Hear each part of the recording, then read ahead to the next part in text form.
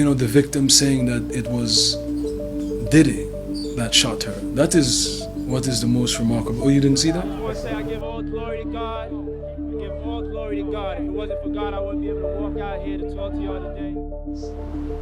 How do you put your life back together, even if they were to put me back in Brooklyn? I'm not sure that would have made a drastic difference,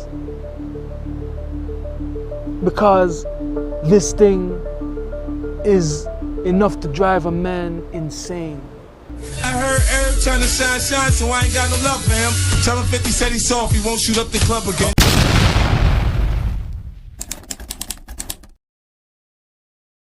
On December the 27th, 1999, just after Christmas in the early hours of the morning, a celebrity-filled Manhattan nightclub suddenly erupts into chaos.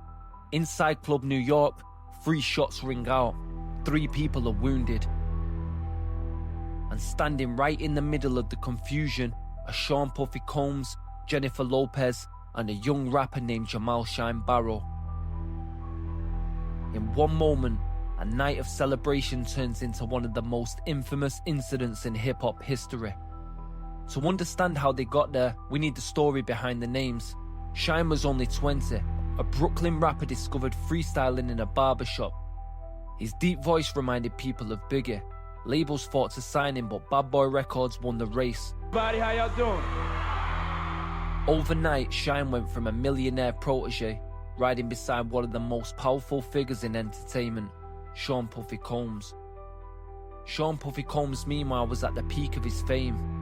Hit records, luxury, global attention, and a high-profile relationship with Jennifer Lopez, and Shyne was his newest star. Together they walked into Club New York that night. Just after 2:30 AM, witnesses say a known street figure named Matthew Scar Allen approached Combs. Tempers rose fast. Someone in Allen's crew allegedly threw money in Combs' face, a public sign of disrespect. Seconds later, guns came out. 3 shots echoed through the club. People screamed and dove for cover. One woman, Natanya Rubin, was struck in the face. 2 others were injured. The official HipHop Files merch line is out now. Original designs inspired by the culture, the streets, the beefs, and the stories we cover. If you like the documentaries and want to support the channel, hit the link in the description and go grab yours today. When the smoke cleared, Shyne was holding a 9mm handgun. He would later say he fired it into the air to protect himself after being threatened, but witnesses did not agree. Some said they saw Shyne fire. Some insisted Combs had the gun too. Others said nobody could be sure in the chaos. Combs, Lopez, and Combs' bodyguard fled to the SUV, but police stopped the vehicle minutes later and recovered a loaded handgun. All 3 were arrested. Shyne was arrested back at the club after witnesses identified him as the shooter.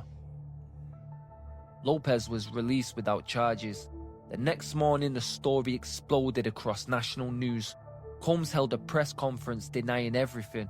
"I do not own a gun, I did not have a gun."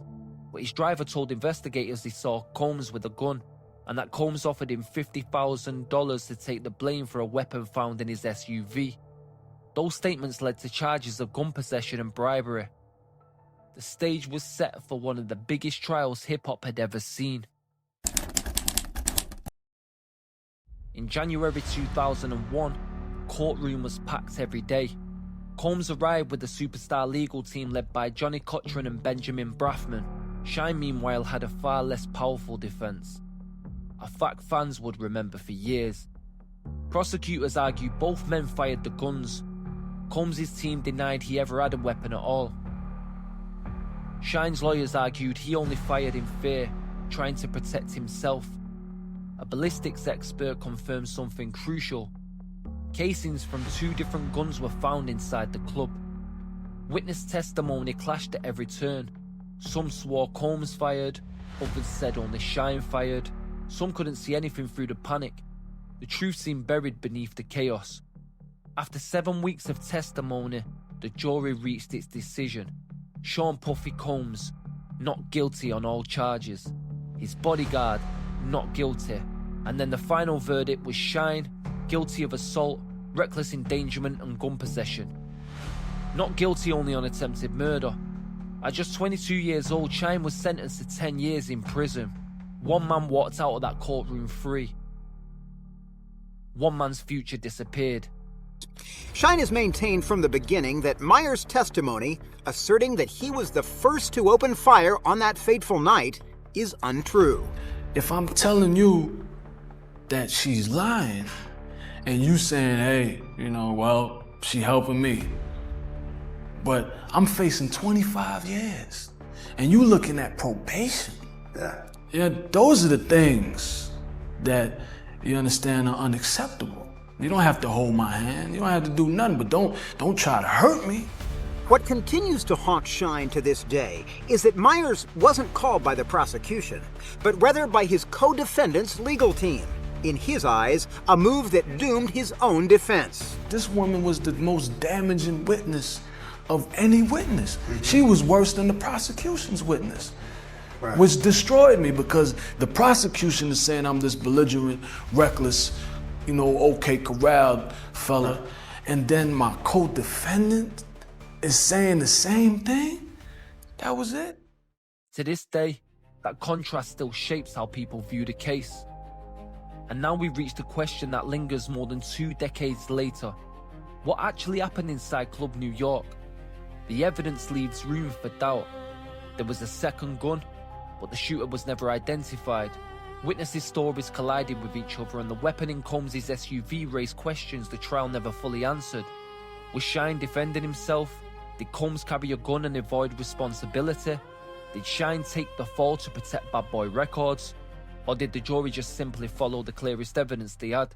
I believe that, the power of Diddy, the entertainer, the person that dominated pop culture, was so loud for so long that no one heard myself and my mom and my supporters when we were crying about our lives being destroyed and devastated by Diddy. Shyne later said he felt betrayed, but he never accused Combs of firing the weapon. Even today, he maintains his loyalty to a code that cost him years of his life.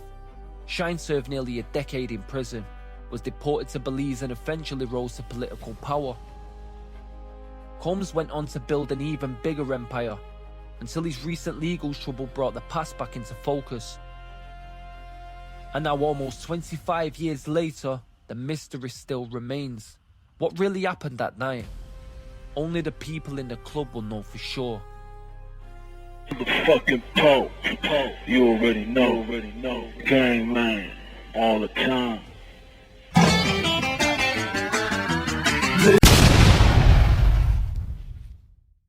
If you have a theory on what happened that night, drop us a comment and let us know.